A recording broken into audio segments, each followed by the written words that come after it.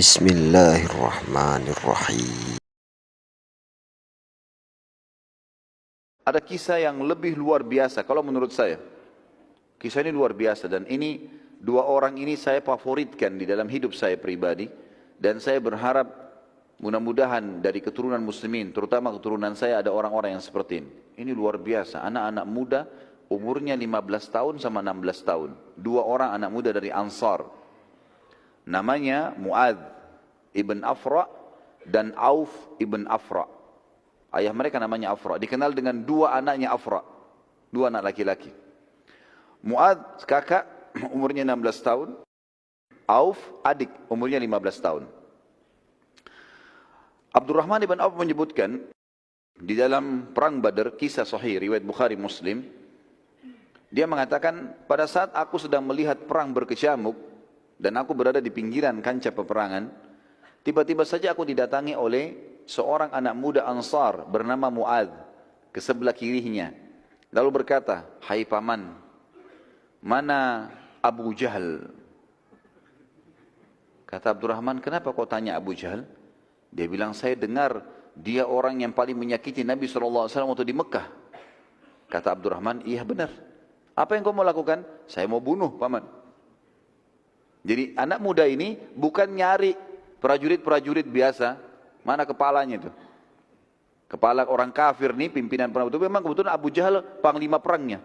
Pimpinannya, kalau muslimin dipimpin oleh Nabi SAW, kalau Quraisy di perang Badar dipimpin oleh Abu Jahal. Maka kata Abdurrahman, nanti kalau saya lihat dia, saya akan tunjukkan. Karena Mu'adz belum pernah lihat Abu Jahal. Kata Abdurrahman, baru saya selesai bilang itu, datang adiknya dia, Auf, di sebelah kanan saya. Seakan-akan mereka memang tidak saling tahu nih. Mengucapkan kalimat yang mirip, "Wahai paman, mana Abu Jahal?" Kata Abdurrahman, "Kenapa kau tanya Abu Jahal? Ini perang lagi berkecamuk, kakaknya lagi sibuk menunggu melihat, dia tidak lihat adiknya. Ini tidak janjian ya." Kemudian Abdurrahman bilang, "Kenapa kau cari Abu Jahal?" Dia bilang, "Saya dengar Rasulullah SAW paling disakiti di Mekah oleh dia. Terus apa yang kau mau buat?" "Saya mau bunuh." "Baiklah, nanti kalau saya lihat saya akan tunjukkan kepadamu." Kata Abdurrahman, tidak lama kemudian tiba-tiba di pasukan musuh terlihat itu. Terlihat ada pasukan Quraisy datang, di tengah-tengah pasukan ada Abu Jahal. Abu Jahal dikatakan oleh Abdurrahman, demi Allah semuanya dari kepalanya sampai kakinya besi. Enggak kelihatan kecuali matanya. Sudah gitu dikumpul-rumuni oleh pasukannya lagi. Banyak sekali. Melingkar, mengelilingi dia. Maka saya bilang, itu Abu Jahal.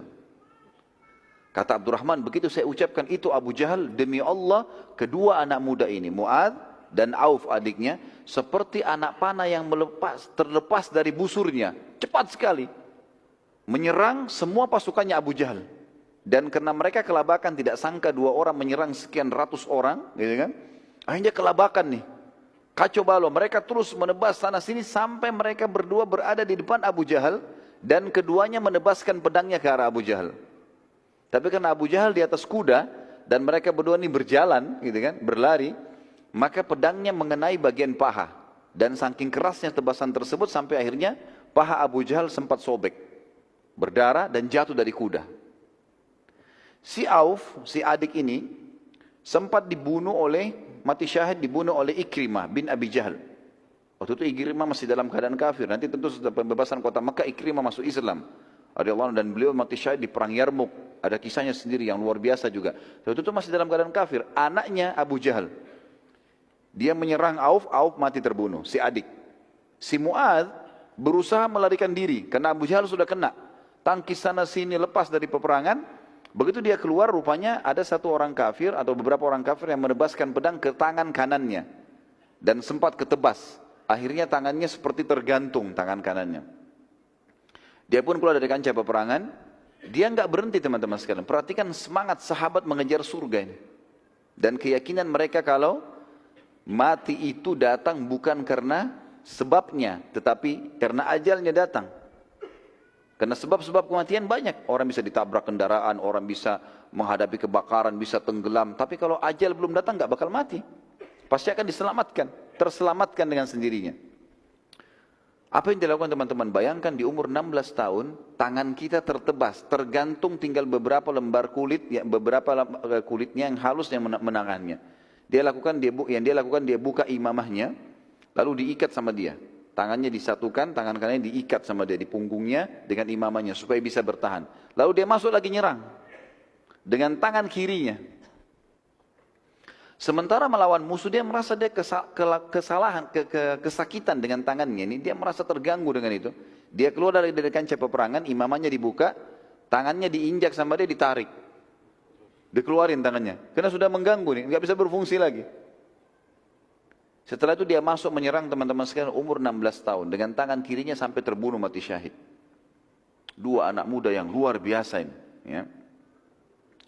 Di sini teman-teman sekalian, karena perilaku dua orang ini, ulama sepakat bahwasanya kekalahan musyrikin setelah izin Allah di Badar, selain janji Allah, adalah perannya dua orang ini.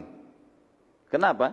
Karena ternyata setelah Abu Jahal jatuh dan orang-orang kafir Quraisy tidak ada yang bisa mengobati karena besarnya sobekan di pahanya dan berdarah banyak, akhirnya mereka kelabakan gara-gara itu. Pimpinannya sudah luka. Dan mereka takut, khawatir jangan sampai dari pasukan muslimin keluar lagi dua orang seperti ini yang menyerang tiba-tiba. Akhirnya Abu Jahal diurus, dirawat, dikeluarkan dari kancah peperangan oleh mereka. Dan muslimin berkecamuk lagi peperangan, masih berperang yang lain. Berapa banyak orang yang sakit? Ada seorang wanita yang datang dari Jerman, divonis oleh dokter kanker payudara. Semoga Allah selamatkan ibu-ibu dari situ. Itu divonis oleh dokter, ini sudah nggak bisa, sudah sangat ganas, dan ini menurut medis kalau tidak salah itu kisahnya tinggal 2 minggu umurnya. Maka dia bilang sama suaminya, muslimah kebetulan dan muslim suaminya, tapi tinggal di Jerman. Dia bilang, saya ingin menghabiskan umur saya di Mekah aja. Ini sudah jelas dokter vonis 2 minggu, saya mau pergi ke sana.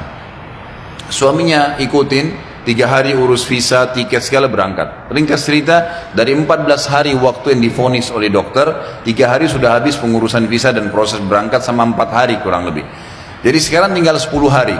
Mulai dia masuk Masjid Haram setelah umrah, perempuan ini sudah nggak ada keinginan makan, dia duduk nangis saja depan haram. Dia nangisnya sebenarnya itu bukan minta disembuhin, dia percaya sama dokter. Dia cuma nangis dosanya yang pernah dia lakukan, dia menyesal kurangnya ibadahnya. Setelah 4 hari berjalan dari 10 hari sisa, dan ini dia akan tinggalkan Mekah hari ke 6 hari dari setelah dia, tinggal 2 hari lagi. Dia pun didatangi oleh salah satu marbot masjid, wanita muslimah pakai cadar. Di Masjid Haram memang ada petugas-petugas wanita ngatur shaf pakai cadar, dekatin dia, tanya dalam bahasa Inggris, kamu siapa, cerita, kenalan lah. Kemudian diceritakanlah kisah dia. Si muslimah marbot masjid ini yang umurnya masih sangat muda tersenyum lalu berkata, wahai saudariku, kenapa kau begitu yakin dengan vonis dokter? Bukankah ada orang yang sehat juga mati? Bukankah juga ada orang yang sakit mati? Kalau ajal sudah datang, Allah SWT panggil pasti mati. Kamu ikhtiar apapun tetap sama. Tapi dalam agama kita dianjurkan ikhtiar. Coba di sini di Masjid Haram, selain doa yang kamu lakukan, kamu bisa minta disembuhkan. Ada air Zam-Zam yang dijanjikan oleh Nabi SAW, sebagaimana sabdanya, Zam-Zam liman syuribalah. Zam-Zam sesuai dengan niat orang yang meminumnya. Kenapa kau tidak coba minum Zam-Zam itu, berdoa sama Allah? Kata perempuan ini, saya seperti baru dapat air segar yang sudah dari dalam keadaan saya luar biasa hausnya, bingungnya, nggak tahu harus ambil langkah apa. Dia bilang, baiklah kalau gitu. Dia bilang mulai semenjak itu dia minta sama suaminya ditunda beberapa hari pemberangkatan sampai hari ke-13 lah dari 14 hari itu. Dia bilang tiap hari saya cuma minum Zam-Zam, nggak makan, nggak minum yang lain. Tiap hari sambil berdoa kepada Allah Subhanahu Wa Taala. Pasrah udah, apa yang terjadi sudah berdoa sama Allah. Hari ke-13 dari 14 hari itu dia pulang ke Jerman. Dari bandara langsung ke tempat dokter, telepon dokternya sudah siapin ruangan ICU, mau dicek segala macam dan seterusnya. Begitu tiba di sana, dicek, difoto, dokternya kaget. Hilang semua, kanker itu hilang total, nggak ada sama sekali. Lalu kemudian dokternya didudukin dia sama suaminya, dia tanya, Anda ini selama 2 minggu kemana saja? Orang ini Nasrani, Katolik dokternya. Dan kebetulan dokter ini sudah lama mau masuk Islam. Hikmah-hikmah yang luar biasa terjadi. Maka dia mengatakan, Dari mana anda selama 2 minggu berobat ke siapa? Dokter siapa? Obat apa yang diminum? Dia bilang tidak ada. Kami seorang muslim dan kami berangkat ke Mekah, saya minum air zam-zam gitu kan. Dan saya berdoa sama Tuhan saya untuk disembuhkan. Kata dia, selamat. Kanker ini belum pernah dalam sejarah dokter bisa sembuh, tapi ini hilang sama akar-akarnya gitu kan. Si perempuan tersebut menangis, suaminya menangis, bersyukur sama Allah. Yang anehnya, yang luar biasa pada saat itu si dokter mengatakan, Bapak Ibu perlu tahu, dikeluarin Quran terjemahan dalam bahasa Jerman dari lacinya.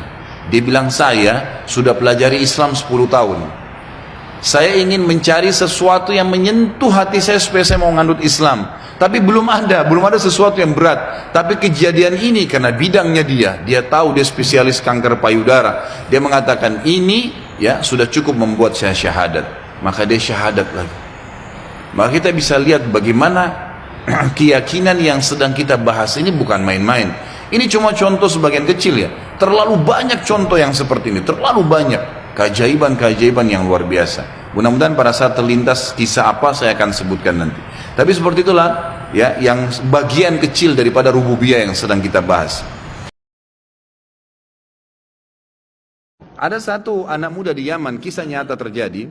Dia hafal Quran dan waktu itu umurnya mencapai 23 tahun dan ini kisah sempat menghebohkan Timur Tengah.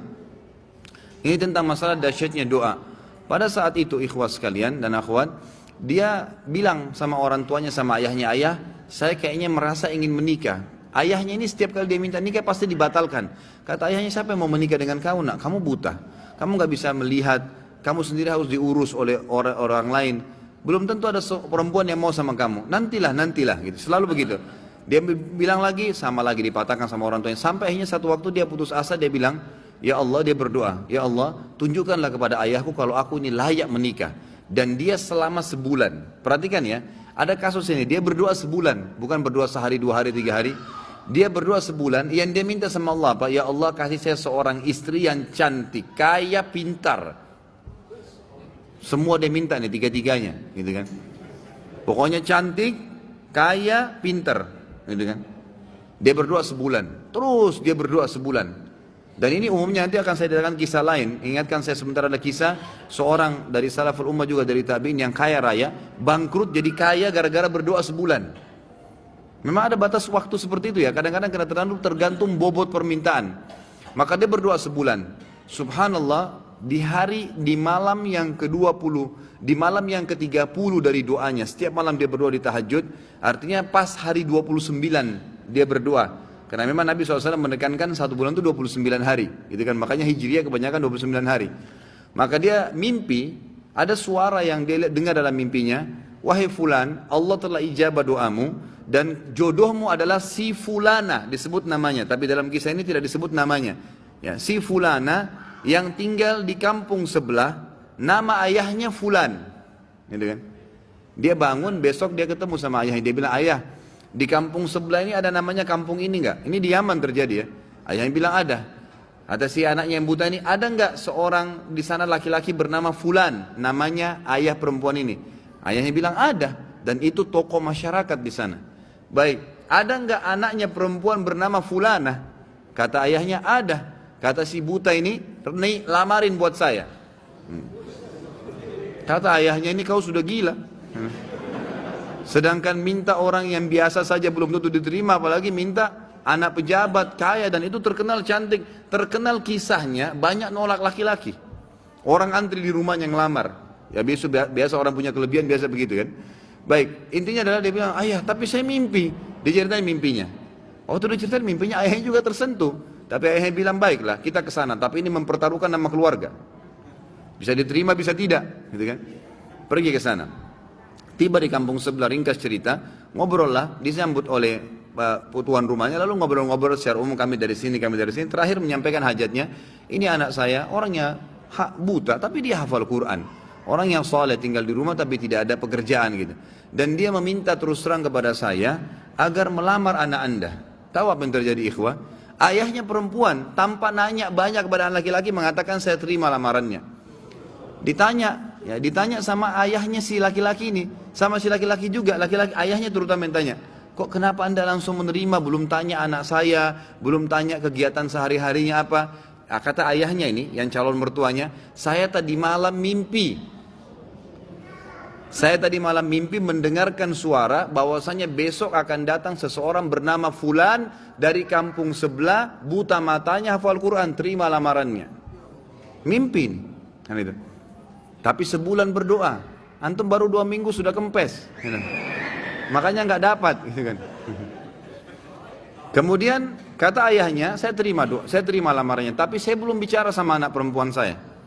Ini luar biasa kisahnya. Dia bilang, saya tanya dulu anak perempuan saya, kalau dia terima alhamdulillah, kalau enggak berarti tidak. Saya mohon maaf. Dia masuk ke dalam bicara sama anaknya. Oh, ini cerita ayah perempuan bicara sama anak perempuannya. Dia bilang, nah ada orang dari kampung sebelah, orang baik, dipuji-puji dulu. Ini, hafal Quran tapi buta matanya, ingin melamar kamu nak, namanya si Fulan. Kaget si ayahnya perempuan, satu perempuan bilang, saya terima lamarannya ayah. Selama ini nolak terus ini. Orang datang bolak-balik, yang sudah gagah, yang sudah kaya, yang pintar, ditolak semua. Anak perempuan tidak mau. Langsung kata ayahnya, kok bisa? Kau belum lihat dia nak? Dia buta. Dia bilang, enggak ayah, tadi malam saya mimpi bahwasanya besok akan datang jodohmu laki-laki bernama Fulan dari kampung sebelah, matanya buta, tapi hafal Quran, terima lamarannya, dia akan membahagiakan kamu. Caranya Allah subhanahu wa ta'ala. Kisah seorang profesor spesialis kulit dari Muantai. Orang ini kisah sekitar mungkin 7 tahun yang lalu. Diangkat dalam media-media di internasional dan menghebohkan dunia kedokteran. Karena ini orang dituakan sekali dalam ilmu spesialis kulit. Dia setiap tahun teman-teman sekalian mengundang seluruh dokter-dokter spesialis kulit di dunia untuk datang, lalu dia menyampaikan penemuannya yang terakhir, seminar. Pada 7 tahun yang lalu ini, dia sempat mengundang 2 orang dokter muslim spesialis kulit dari Mesir. Salah satunya, dokter muslim ini sering ikut pengajian para ulama di Mesir. Jadi dia selain dokter, juga dia alim, dia tahu ilmu-ilmu agama. Pada saat tiba di sana di sebuah auditorium yang besar, hadir ya ratusan bahkan mungkin ribuan dokter spesialis kulit dunia. Dokter-dokter spesialis ini kalau dalam ilmu kedokteran terus kita tahu. Kalau jurusan lain berarti sudah pasca sarjana S2, S3 gitu kan. Sudah dianggap top dalam masalah akademik. Ringkas cerita adalah dia naik di podium profesor lalu berkata, saya baru menemukan dengan teknologi tercanggih sekarang, ternyata yang memberikan rasa sakit bagi manusia adanya urat-urat saraf yang halus sekali dan jumlahnya miliaran, banyak sekali, tidak terhitung, yang melengket di kulit manusia.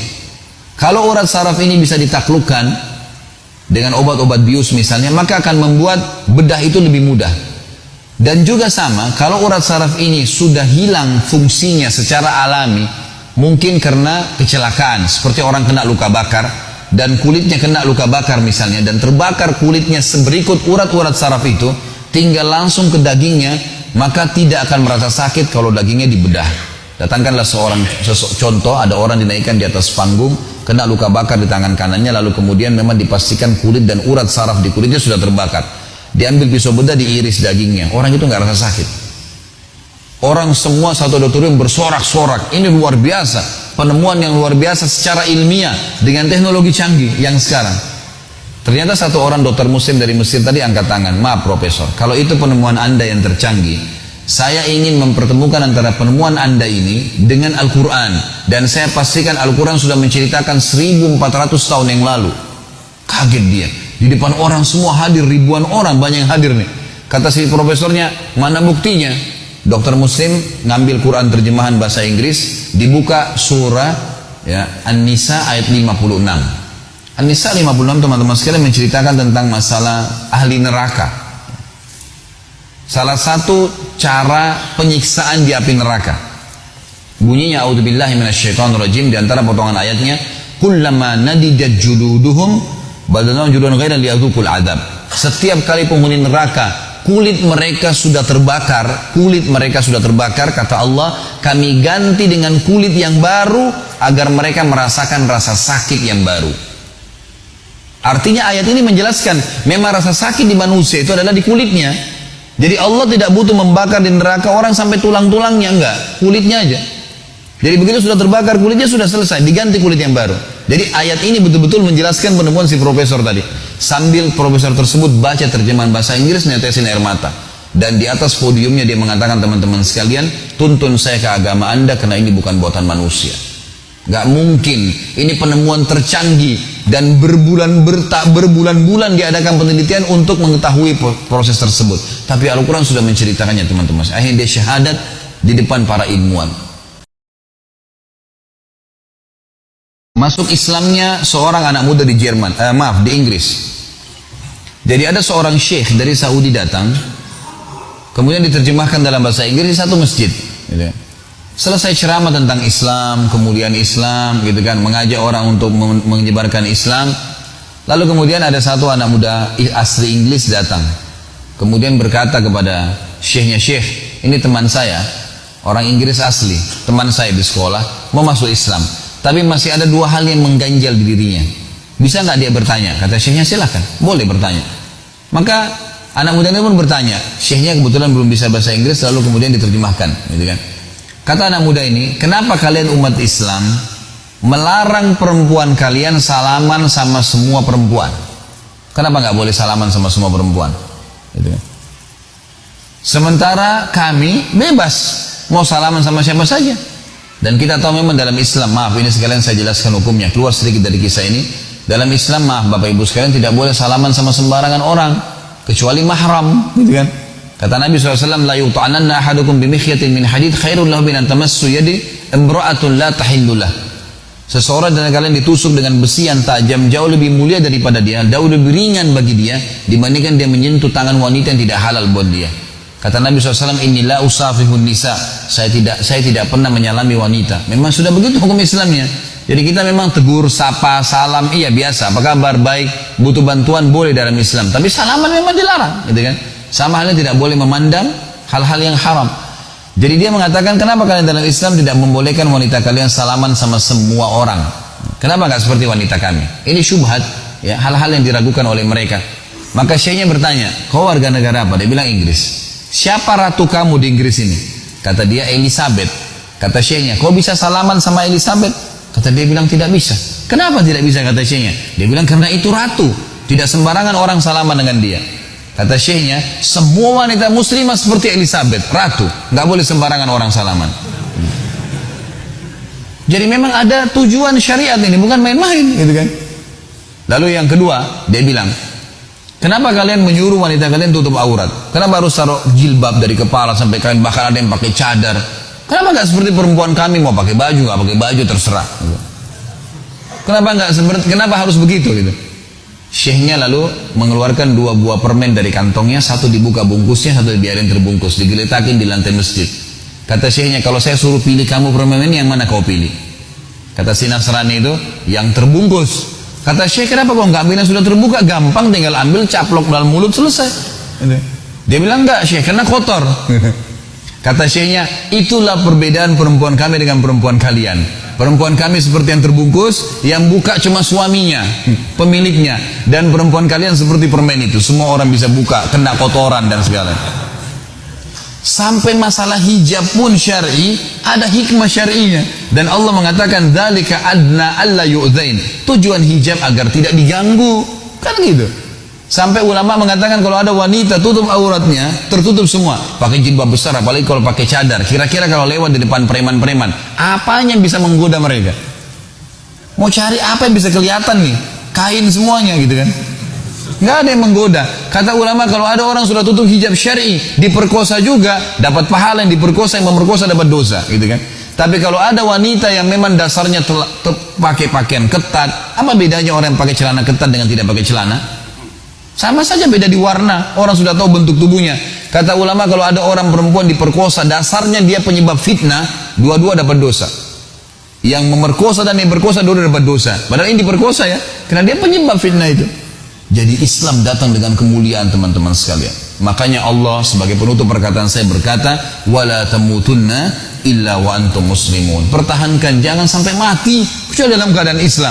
Ini agama yang benar. Dan sudah panjang lebar saya jelaskan dari definisi sampai bukti-bukti sejarah, sampai akhirnya kita buktikan dengan banyaknya orang-orang pintar yang menganut agama Islam ini. Maka bersyukurlah kepada Allah karena Anda lahir dalam keadaan Islam, atau Anda mendapatkan hidayah setelah Anda dewasa. Allahu a'lam.